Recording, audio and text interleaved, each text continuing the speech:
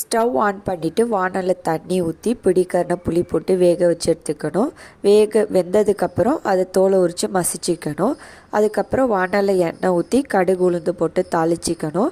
கடுகு தாளிச்சதுக்கப்புறம் காஞ்ச மிளகா கருவேப்பிலை போட்டு தாளிச்சிட்டு அதில் மசிச்சு வச்ச பிடிக்கரணையை சேர்த்துக்கணும். பிடிக்கரணையை சேர்த்ததுக்கப்புறம் அதில் தேவையான அளவு உப்பு, இது வெல்லம் போட்டு செய்கிறதுனால உப்பு கம்மியாக போட்டுக்கணும்.